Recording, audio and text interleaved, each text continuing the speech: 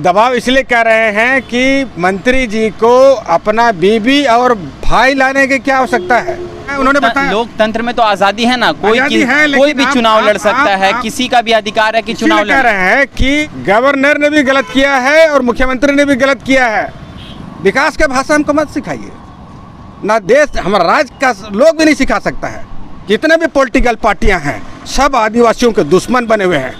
इसलिए विकास हम अपने खून के बदौलत, अपने कुर्बानी के बदौलत, हम जितने आज़ादी से पहले जितने आज़ाद थे, जितने हम सुख थे, हमारे जितना ख्वाहिशें थी, हम जितना आज़ाद थे, जितना हम नाचते गाते थे, आज आदिवासी क्षेत्र में वो नाच गान कुछ नहीं है। कांग्रेस का कुछ एक सेक्शन इस मुद्दे पे शेड्यूल्ड इलाके में आनन फनन में चुनाव कराने का दबाव कराया था। हम नाम नहीं लेना चाहेंगे। झारखंड में नगर निकाय का चुनाव टल चुका है, लेकिन अभी भी आदिवासी समाज के लोग इसका विरोध कर रहे हैं।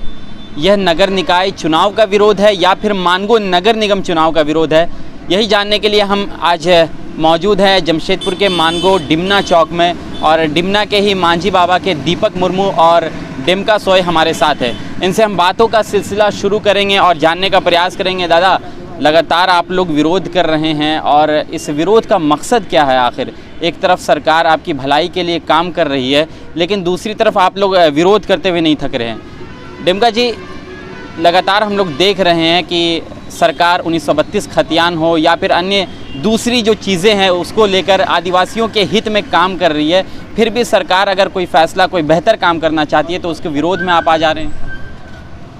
हमारी सरकार है, इसलिए हम लोग उसको रास्ता दिखाना चाहते हैं। झारखंड की वर्तमान सरकार आदिवासियों की सरकार को, उसको अगर कहीं कोई गलती हो जाए या कहीं भूल होने लगे तो उसको बताना तो हमारा फर्ज बनता है। तो हम लोगों ने झारखंड सरकार को एक प्रकार से आईना दिखाने का काम किया है। हम उसका इसलिए भी बताना चाह रहे थे सरकार को कि आप कहीं भी असंवैधानिक काम करोगे फंसने जाओगे। आज कई संविधान विशेषज्ञ उनको बता रहे हैं कि सही काम किया उन्होंने। तो कहने का मतलब है हम झारखंड सरकार को बनाने में हमारा भूमिका रहा है। हम झारखंड आंदोलनकारी हूँ, मैं झारखंड आंदोलनकारी हूँ। तो मेरा कहने का मतलब वर्तमान झारखंड सरकार में हमारी भागीदारी है कि हम झारखंड को सही दिशा में, सही तरीके से सही काम कर सकें। झारखंडी अस्मिता और अस्तित्व के लिए, झारखंड के विकास के लिए मुख्यमंत्री जी एक बेहतर काम करें। उसके लिए झारखंड के सरकार को हम लोगों ने बताया कि ये जो आप नगर निगम लाए हो ये एक तरह से झारखंडी हित के खिलाफ में है और आदिवासी अस्तित्व अस्मिता के खिलाफ में है और ये संवैधानिक। दादा देखिए, जिस तरह से सरकार आदिवासी की है, आदिवासी की सरकार है, तो क्या सरकार और आदिवासी समाज के जितने भी बड़े लोग हैं सरकार में बैठे हुए, हेमंत सोरेन मुख्यमंत्री, शिबू सोरेन हैं, तो तमाम बड़े लोग आदिवासी समाज से बिलोंग करते हैं, तो क्या उनको नहीं मालूम है कि आदिवासियों का हित का हनन हम कर रहे हैं, आदिवासियों के खिलाफ हम जो काम कर रहे हैं वो गलत है? क्योंकि ये जो चुनाव जो होने जा रही थी एक कांग्रेस के दबाव पे हो रही थी और कांग्रेस आनंद फनन में इस समय जब ईडी उनको बुला चुकी, ऐसे समय में ये फैसला क्यों लिया गया? क्योंकि ये कांग्रेस की दबाव थी और कांग्रेस के दबाव की नीति के तहत एक तरफ राहुल गांधी कह रहे हैं कि हमने आदिवासियों को कई प्रकार के अधिकार दिए। सही बात है, उन्होंने अधिकार दिया, लेकिन झारखंड में जो कांग्रेसी नेता है, कांग्रेस का कुछ एक सेक्शन इस मुद्दे पे शेड्यूल्ड इलाके में आनन फनन में चुनाव कराने का दबाव कराया था। हम नाम नहीं लेना चाहेंगे। जमशेदपुर का एक मंत्री हैं, कांग्रेसी मंत्री, वो नाम नहीं लेकर भी नाम बता चुके हैं। जमशेदपुर के मंत्री निश्चित तौर पर आप बन्ना गुप्ता की बात कर रहे हैं, लेकिन मैं आपको रोकना चाहूँगा दादा। आप कह रहे हैं कि कांग्रेस के दबाव में सरकार काम कर रही है। सरकार आपकी है, आदिवासी की सरकार है, मेजॉरिटी के साथ और साथ ही साथ गठबंधन से मिलकर दोनों सरकार चल रही है, तो किसी के दबाव में आकर सरकार भी फैसला लेगी, ये तो समझ से परे है ये बात। हम दबाव इसलिए कह रहे हैं कि मंत्री जी को अपना बीबी और भाई लाने की क्या आवश्यकता है, इसलिए दबाव कहना पड़ रहा है और ये सच्चाई भी है। गठबंधन में हमारे लोग हैं, उन्होंने बताया लोकतंत्र में तो आज़ादी है ना, कोई भी चुनाव लड़ सकता है, किसी का भी अधिकार है कि चुनाव लड़। कह रहे हैं कि झारखंड ने ये जो अभी मुख्यमंत्री जी को बैकफुट कभी जाना पड़ा, आज मुख्यमंत्री जाना पड़ा। पहले हाँ, तो इसीलिए कि असंवैधानिक काम कर रहे थे। गवर्नर ने मंजूरी दे दी इस बात को लेकर, उसके बाद गलत गवर्नर ने भी गलत किया है, गवर्नर ने भी गलत किया है और मुख्यमंत्री ने भी गलत किया है। और ये टीएससी जब बताया, टीएससी जब ओपोज किया और पूरे संविधान विशेषज्ञों ने बताया कि ये सरकार गलत कर रही थी, इसीलिए कहना पड़ रहा है कि सरकार को 2 साल पहले भी आप हमारा इंटरव्यू लिए थे, उस इंटरव्यू को देख लीजिए।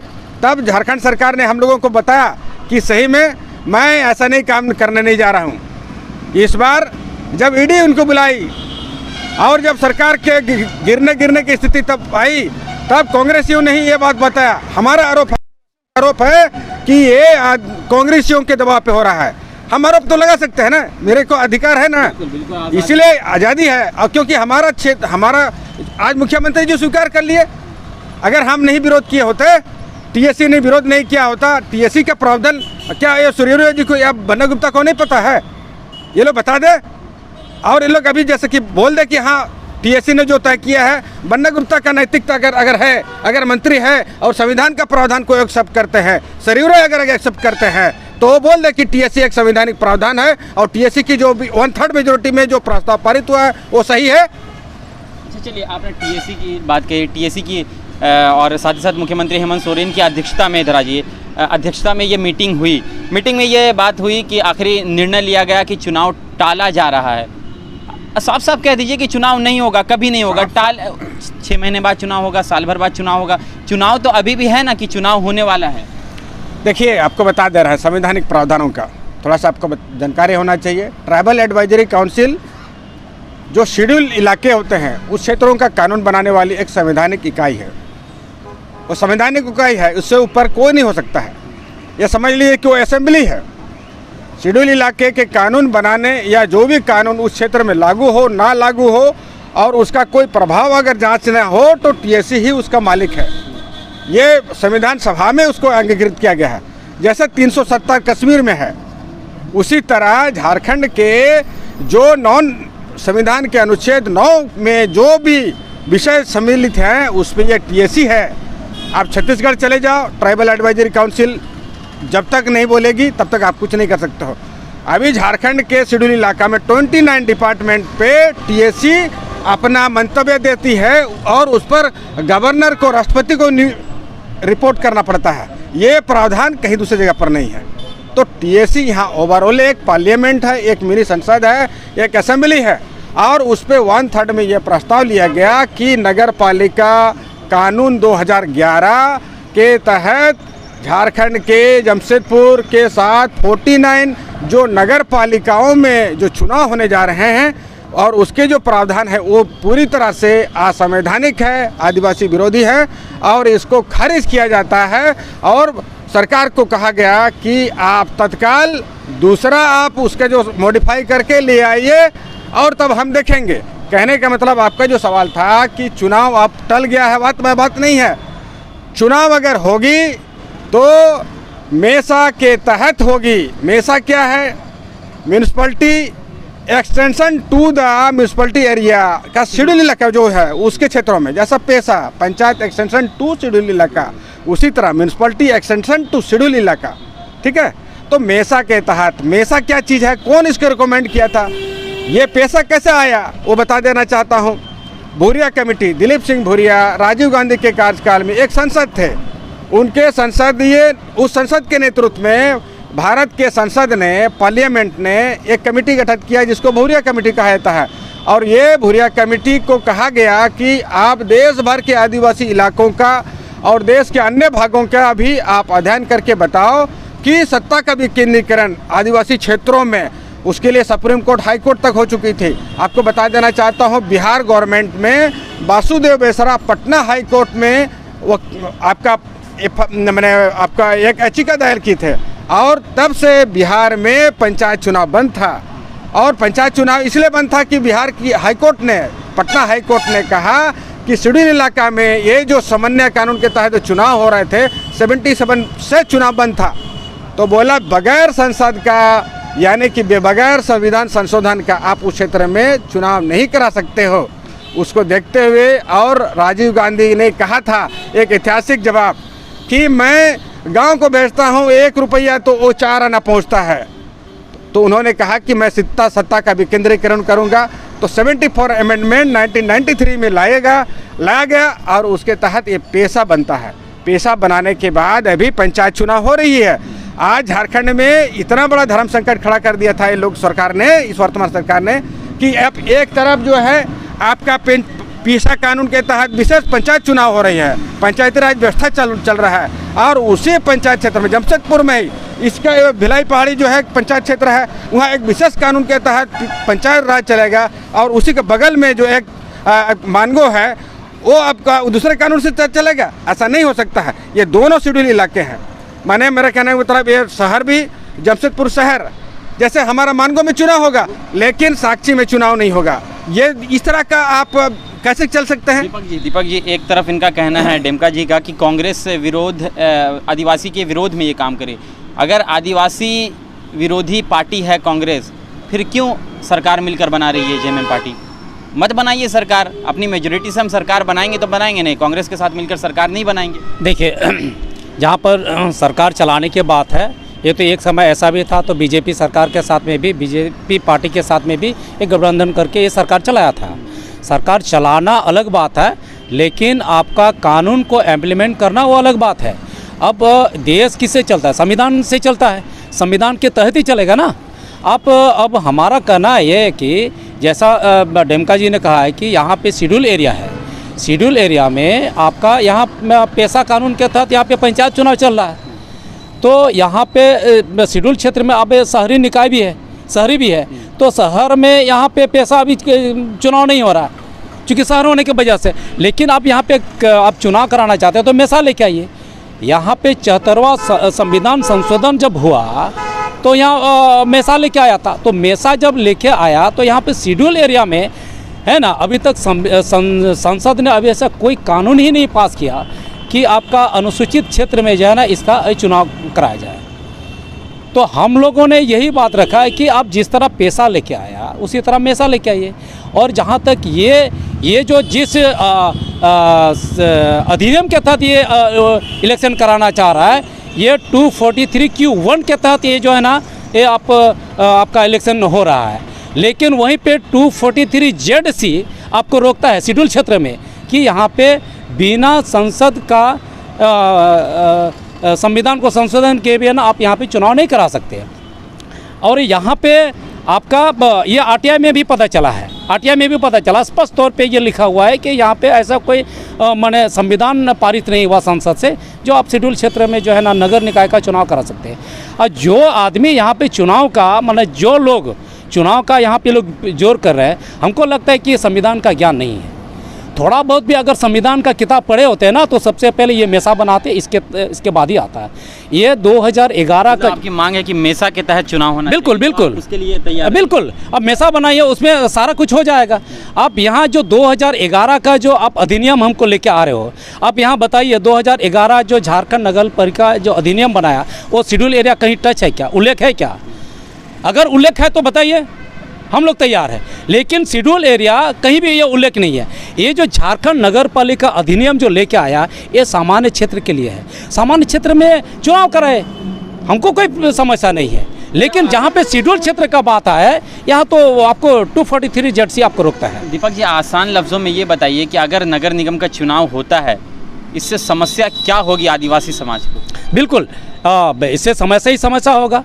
अब जैसा यहाँ पे हम लोग का शेड्यूल एरिया का मतलब आपको समझना पड़ेगा। Schedule, what is the definition of schedule area? Schedule area मतलब एक स्वशासन व्यवस्था के लोग वहाँ पे रहते हैं जिसका आदिवासी समुदाय है।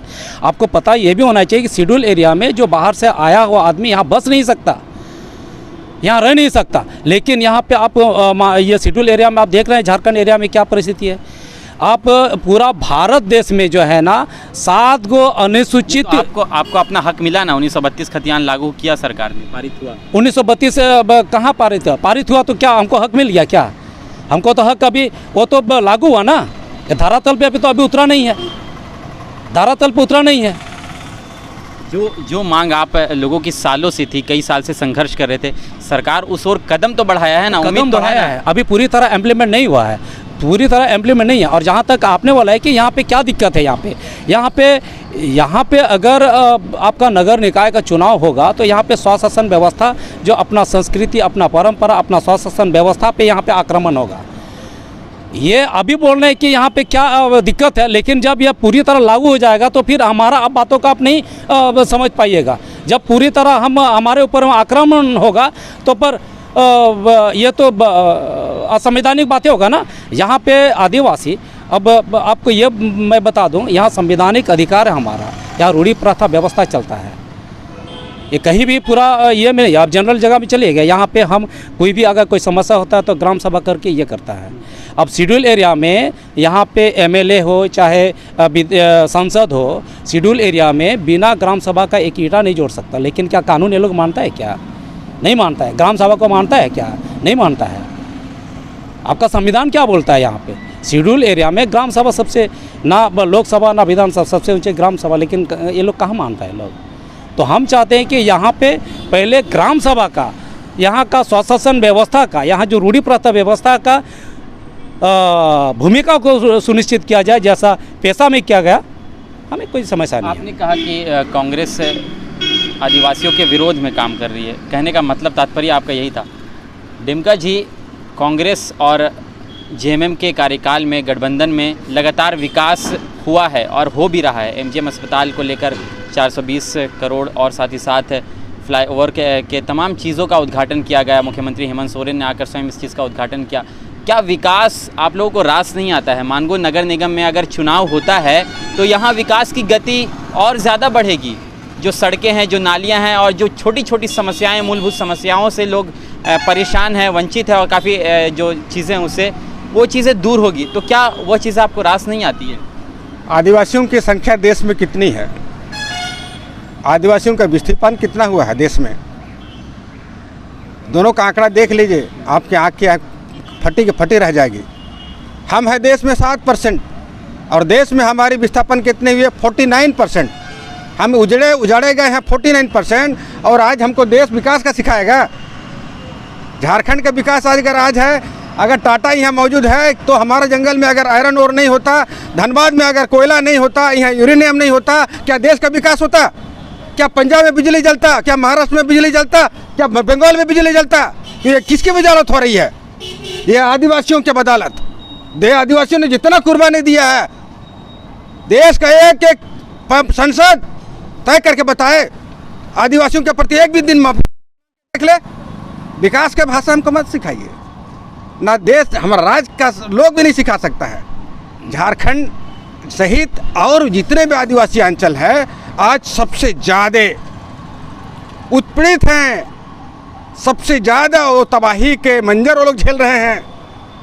केंद्रीय फोर्स के बदौलत उनको गांव से बाहर निकाला जा रहा है और कारपोरेट को उनके क्षेत्र में घुसाया जा रहा है। और इसके लिए एन केन प्रकार, चाहे कांग्रेस हो, चाहे भाजपा हो, चाहे जितने भी पॉलिटिकल पार्टियां हैं, सब आदिवासियों के दुश्मन बने हुए हैं। इसलिए विकास हम अपने खून के बदौलत, अपने कुर्बानी के बदौलत, हम जितने आज़ादी से पहले जितने आज़ाद थे, जितने हम सुख थे, हमारे जितना ख्वाहिशें थी, हम जितना आज़ाद थे, जितना हम नाचते गाते थे, आज आदिवासी क्षेत्र में वो नाच गान कुछ नहीं है। आज सिर्फ और सिर्फ सड़कें और उसके बाद कॉरपोरेट की गाड़ियां और विकास, उस बड़े बड़े शहर दिख रहे हैं, आदिवासी नहीं दिख रहे हैं। आदिवासी आने वाले 100 साल में किसी म्यूजियम में दिखाई देंगे भारत में। इसलिए देखिए डिमका जी, झारखंड आज भी गरीब है, झारखंड के लोग गरीब है। झारखंड राज्य पूरे देश में एक अमीर राज्य माना जाता है। यहाँ की खनिज संपदा की वजह से पूरे देश में लाभ हुआ, यहाँ से फ़ायदा लोग उठा कर गए, लेकिन आज भी राज्य के लोग गरीब है, राज्य के लोग उस उन्नति तक, उस ऊंचाई तक नहीं पहुँच पाए। वजह क्या रही? झारखंड में पेशा कानून लागू करवा दीजिए। 2 चुनाव हुए, 3 चुनाव हो गए। एक साधारण सा आपको उदाहरण में, तो बहुत साधारण सा बात, मैं बहुत सारा चीज़ बोल सकता हूँ, मैं आपको साधारण सा बात बता जा रहा हूँ। मैं अगर कहीं विधायक होता तो मैं बताता कि विधानसभा में क्या होना चाहिए था। झारखंड का विधानसभा पेशा कानून ले आए। पेशा कानून का ड्राफ्टिंग के लिए हम लोगों ने नरेंद्र जी के लीडरशिप में 1 सप्ताह 1 महीना लगातार मेहनत किया, लेकिन आज कारपोरेट लॉबी ने उसको भी रोक दिया है। साधारण सा बात मैं बता देना चाहता हूँ। यहाँ पर पूरी तरह आदिवासी अंचलों को आपने भी देखा है, यहाँ महुआ की खूब खपत है, माने अवैध शराब की खपत होती है। अगर विधानसभा एक विधायक भी अगर बता दे कि अगर उन लोगों को पता होता या उनको जानकारी है, मैं कहूँगा कि उन लोगों को जानकारी ये नहीं है कि कैसा होना चाहिए। राजस्थान का विधानसभा, राजस्थान की सरकार पेशा कानून का नियमावली लेके आती है और बताता है कि बाजार ग्राम सभा को देंगे। गांव में अगर कोई दारू का चुलाई करता है तो ग्राम सभा उसको पनिशमेंट करेगा और एक्साइज कमिश्नर को और निर्देश करेगा ग्राम सभा कि हमारा यहाँ पर ये हो रही है। आप वो काम कर दीजिए ना, शिक्षा व्यवस्था ग्राम सभा को दे दीजिए ना। हमारा कहना का मतलब है कि झारखंड सहित जितने भी शेड्यूल डिस्ट्रिक्ट हैं वहाँ का जो खान खनिज है उनको लूटने के लिए कॉरपोरेट ताकतों ने हमारे जैसे राज्यों के कानून व्यवस्था को या कानून बनाने के प्रोसेस को हाईजैक कर करके हमको जो है लूटने का काम किया है। और झारखंड सहित पूरा देश आज अगर 7% आदिवासियों का जन आकांक्षा उनकी सभ्यता, संस्कृति, उनकी भाषा, संस्कृति को नहीं बचा पा रहा है तो मैं क्या कहूँगा। इसलिए कहना है कि देश में आदिवासियों के प्रति, मुसलमानों के प्रति, दलितों के प्रति एकदम दिल से कोई काम नहीं कर रहा है। और ये लोकतंत्र ये धोखा होगा हम लोग के लिए जो 47 में दादा, ये लड़ाई क्या वाकई में आपके हितों की लड़ाई है या फिर आरक्षण चाहते हैं? नहीं, आरक्षण का कोई बातें नहीं है। आरक्षण का होता तो मैं शुरू से आरक्षण का बात में बोलता, लेकिन यहाँ तो हमारा संवैधानिक अधिकार और हमारा स्वशासन व्यवस्था पर खुल्लम-खुल्ला हमला है और यहाँ पे यहाँ असंवैधानिक काम हो रहा है। और हम लोग चाहते हैं कि आप संवैधानिक काम कीजिए, कोई दिक्कत नहीं। विकास का फंड है क्या? रोड, नाली, रास्ता ये सब बना देने से विकास का काम हो जाएगा क्या? भागीदारी हो जाएगा, आदिवासी का भागीदारी आप सुनिश्चित कीजिए ना, विकास अपने आप हो जाएगा। आप क्या समझते हैं कि रोड नाले अब यहाँ बताइए, यहाँ हमारा पूर्वज यहाँ पे सैकड़ों साल से यहाँ पे रहे, लेकिन यहाँ पे अब नगर पालिका यहाँ लाने के बाद आप इसका पावर किसको दे रहे हैं? यहाँ पे कोई बाहर से आया हुआ IAS को हम उसका स्वीकार नहीं करेंगे। अरे विकास करना है तो हमको दीजिए ना, हमको पावर दीजिए। पावर तो है, राज्य में पावर है। क्या राज्य में पावर है? क्या राज्य में पावर है बताइए ना। राज्य में क्या हो रहा है? सरकार है हमारा आदिवासी, सरकार कभी आदिवासी नहीं हो सकता ना।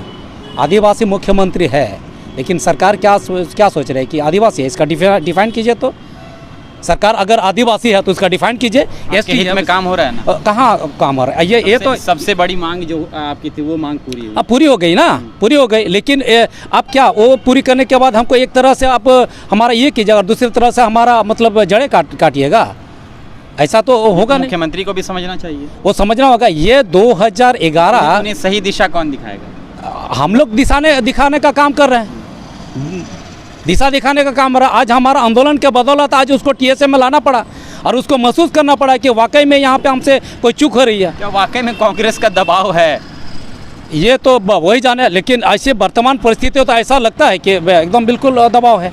जिस तरह से हमारे मतलब सरकार दबाव में काम कर रही है। बिल्कुल। इस नगर निगम खास करके दूसरे ये में नहीं, लेकिन मानगो नगर क्षेत्र का जो नगर पालिका का जो बात आ रहा ना, तो निश्चित रूप से यहाँ पे एक आदमी का यहाँ पे दबाव और भालीभांति समझ रहे हैं, भालीभांति समझ रहे हैं। चलिए, इससे देखिए जिस तरह से झारखंड में नगर निकाय का चुनाव और मानगो नगर निगम को लेकर लगातार इन लोगों की प्रतिक्रिया ये आई कि कांग्रेस का दबाव और इसी की वजह से यहाँ पर चुनाव हो रहा है। आपकी क्या प्रतिक्रिया? देखिए, ये चुनाव जो है किसके दबाव में हो रहा है ये तो अंदरूनी बात है। आज जो जानते हैं, जो बोल रहे हैं, हो सकता है वो कितना जानते हो तो वही बता पाएंगे।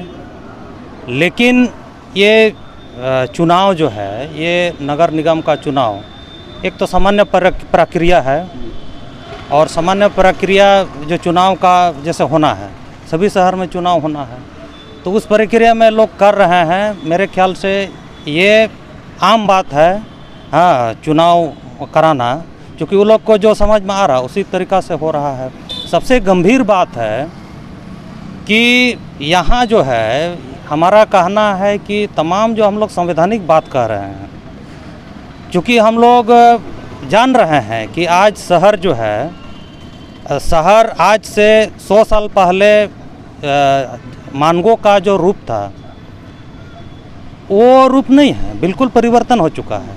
हाँ, और यहाँ का व्यवस्था जो है वो पंचायत व्यवस्था या गांव, सुदूर गांव में जिस तरीक़ा से वहाँ लोग रह रहे हैं, वहाँ का जो रहन सहन है यहाँ से बिल्कुल अलग है। और उसलिए यहाँ का व्यवस्था किस तरीक़ा से होगा शहरी इलाकों के लिए, शेड्यूल एरिया के शहरी इलाकों में किस तरीक़ा का व्यवस्था होगा, ये पूरे देश के पैमाने में बना ही नहीं। बहुत दुर्भाग्य की बात है। ये संसद को बनाना चाहिए कि तमाम जो शेड्यूल इलाका है, यानी जनजाति इलाका है, आदिवासी इलाका है, जो धीरे धीरे जो गांव से शहर बन गया, जो कभी मिट्टी का घर हुआ करता था वहाँ बहुमंजिले इमारतें बन गई, और वहाँ का व्यवस्था जो है अभी तक बना ही नहीं। इसीलिए हम लोग बोल रहे हैं, मेसा एक व्यवस्था है जिसको पूरा देश के पैमाने में, केवल झारखंड ही नहीं, पूरा शेड्यूल जो राज्य है, शेड्यूल राज्यों के लिए, वहाँ जो शहरी क्षेत्रों के लिए मेसा कानून बनाना है। आज संसद ये तमाम जो संवेदनशील बातें हैं, जहाँ पर आदिवासियों का हित से जुड़ा हुआ बात है, आदिवासियों का संवैधानिक अधिकार का बात है, ये सब चर्चा नहीं होता है, बात नहीं होता है। और दुर्भाग्य की बात है कि इस क्षेत्र के जो भी सांसद हैं यहाँ अपना पार्लियामेंट में कभी इस तरह का सवाल नहीं रखा जाता है। और हम लोग, जैसे आपने हमारे साथियों से कई सवाल किए, हम सुन रहे थे, उसमें हमारा कहना है कि आप जो है, जैसे हर एक व्यक्ति जो है अपना हित होता है, हाँ, और सभी व्यक्तियों का हित जो है एक संवैधानिक व्यवस्था जो है उसको केंद्रित करता है, उसको संचालित करता है ना। जैसे यहाँ पर नगर निगम चुनाव नहीं होना, हो सकता है बहुत सा जो हमारे यहाँ शहर में जो बसे हुए लोग हैं वे समझ रहे होंगे ये लोग विरोध कर रहा है, ये लोग विकास नहीं चाहता है, हाँ, लेकिन ऐसे बात नहीं है। हमारा कहना है कि भाई यहाँ पहली बार चुनाव हो रहा है शेड्यूल एरिया में, और पहली बार चुनाव हो रहा है तो कौन सा कानून से जो चुनाव हो रहा है उस कानून को ही हम लोग सिरे से खारिज करते हैं। यानी एक बीमारी है और बीमारी को जो इलाज चाहिए वो गलत इलाज हो रहा है, और गलत इलाज होने का परिणाम क्या होगा, वो तो जो बीमारी है, जो पीड़ित है, वो तो मर जाएगा। गलत इलाज होने से तो जिंदा कैसे रहेगा। आपका कहना है कि नहीं इलाज हो रहा है उसी से खुश रहिए, हमारा कहना है कि नहीं गलत इलाज हो रहा है, गलत इलाज हो रहा है, इसीलिए उसका दुष्परिणाम अलग होगा। इसीलिए हमारा कहना है कि इलाज सही इलाज हो। जो तमाम जो संवैधानिक बातें हैं वे कोई जनप्रतिनिधि नहीं बोल रहे हैं, ये तमाम जो अभी बात हो रहा है। आपकी मांग है मेसा बनना चाहिए और मेसा कहता है चुनाव होना चाहिए, लगता है मेसा बनेगा और चुनाव होगा फिर?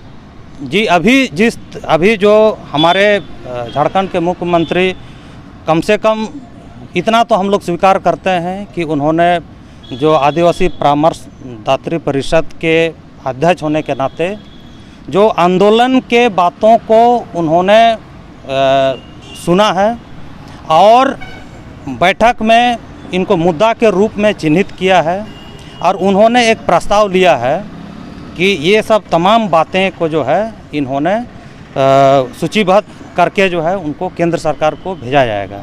केंद्र सरकार को भेजने का मतलब ही यही है कि पूरे देश के पैमाने में मेसा कानून बनना चाहिए, ज़रूरत है। जो लगातार यहाँ गैर संवैधानिक तरीक़ा से ये सामान्य कानून के आड़ में यहाँ पर जो लागू किया जा रहा है, इसके चलते बहुत सा जो यहाँ जो शिकार हो रहे हैं, यहाँ के जो आदिवासी व्यवस्था के जो लोग हैं वो तो शिकार हो रहे हैं ना। वो कितना नुकसान हो रहा है उसका जिम्मेदार कौन होगा?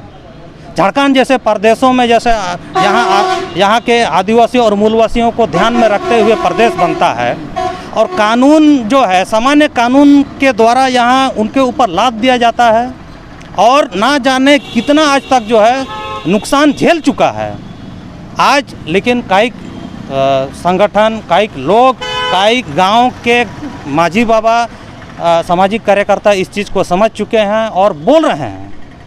लेकिन बोलने से क्या होता है? अब तमाम जो जनप्रतिनिधि है, देखिए लोकतांत्रिक व्यवस्था में एक जनप्रतिनिधि इतना संवेदनशील होना चाहिए, कोई भी कुछ बोलता है उन चीज़ों को अध्ययन करना चाहिए, समझना चाहिए और पहल करने के लिए जहाँ पर नीति बनता है, जहाँ पर नीति निर्धारण होता है, वो विधानसभा में होता है और संसद में होता है, वहाँ बात होना चाहिए। लेकिन दुर्भाग्य की बात है कि हमारे जनप्रतिनिधि कोई बोलने के लिए तैयार नहीं है, यानी वो वोट की राजनीति करते हैं, है ना। हम लोग वोट की राजनीति नहीं कर रहे हैं, हम लोग संवैधानिक बात बोल रहे हैं, ये आदिवासियों के हक अधिकार की बात बोल रहे हैं और हम लोग तो सही रास्ता दिखा रहे हैं। एक तरह से देखा जाए कि ये जो सरकार है, सरकार को एक सही रास्ता दिखाने का काम जो है ये हमारे माझी बाबा लोग किया है, कर रहा है और अच्छा है कि उम्मीद है कम से कम देश के पैमाने में मेसा कानून लागू होगा और मानगो नगर निगम का यदि चुनाव होगा तो मेसा कानून के द्वारा होगा और ये सबको स्वीकार करना ही होगा क्योंकि संवैधानिक बातें हैं। आखिरी एक प्रतिक्रिया आपकी, इन्होंने कहा कि मानगो का डेवलपमेंट हुआ है, विकास हुआ है। एक तरफ मंत्री जी ने कहा कि मानगो में फ्लाईओवर बनेगा तो मानगो की जो है भाव और ज़्यादा बढ़ेगी, यहाँ जो घर है उसका भाव और ज़्यादा बढ़ेगा, सोने के भाव में ये सारी चीज़ें आपको मिलेगी। तो क्या इस चीज़ को भी स्वीकार नहीं कर रहे हैं आप? नहीं, अभी आप ये बताइए नगर पालिका बनने से यहाँ पे क्षेत्र का विकास होगा, तो क्षेत्र का विकास होने से क्या यहाँ का जो नगर पालिका अधिनियम के तहत जो यहाँ पे टैक्स आएगा, क्या यहाँ के लोगों को उस टैक्स को देने के लिए कैपेबल है क्या? अभी फ़िलहाल हम लोग पिछले दिन देखे कि सामान्य यहाँ पे होल्डिंग टैक्स बढ़ने से बृहत रूप से आंदोलन हुआ और उसका बढ़ा हुआ होल्डिंग टैक्स को वापस कराया गया और यहाँ पे नगर निगम का फिर आप उसको व्यवस्था को लेकर आ रहे हो। तो नगर निगम का मतलब समझ रहे, आज भी यहाँ पे लोग दिहाड़ी मजदूर करते हैं, पत्ता बेचते हैं, दतवन बेचते हैं और ये करते हैं। हम लोग, मदन जी ने बिल्कुल सही बात है, यहाँ हक मारा जा रहा है और यहाँ पे संविधान का उल्लंघन हो रहा है। अब बताइए यहाँ पे आदिवासी, आपने कहा कि यहाँ 32 का यहाँ अब लागू कर दिया, आप लोग का हित में लागू कर दिया और यहाँ पे एक तरह से आप मानगो नगर, यहाँ पे आप वार्ड का आप सूची देखें हैं, वार्ड का क्या, यहाँ पे मानगो नगर निगम के अंतर्गत में कितना वार्ड का यहाँ आदिवासी को यहाँ पे आरक्षित किया गया है? 3 वार्ड, तीन को। तो क्या आप 50 साल पीछे चले जाए तो यहाँ पे कोई 11 आदिवासी था यहाँ पर? यहाँ पिछले यहाँ हम लोग चिल्ला रहे हैं यहाँ पे 12 मौजा भी अगर आरक्षित करते तो हमको समझ में आता है कि हाँ चलो भाई ये बात है। तो आरक्षण का तो यहाँ पे बातें नहीं है यहाँ पे।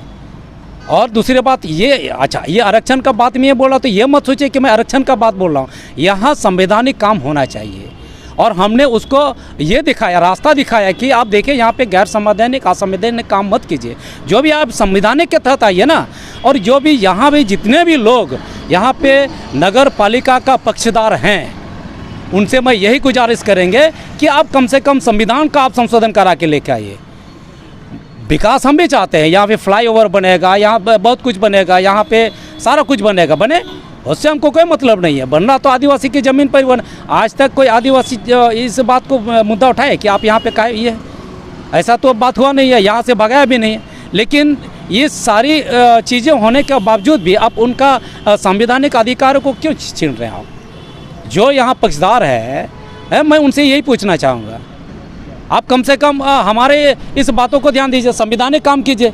लेकिन संवैधानिक काम तो आप कर नहीं रहा। मैं बार बार बता रहा हूँ कि यह शेड्यूल एरिया है और यहाँ मानगो एक शेड्यूल क्षेत्र के अंतर्गत में आता है और आपका ये नगर पालिका अधिनियम ये सामान्य क्षेत्र के लिए है और सामान्य कानून है।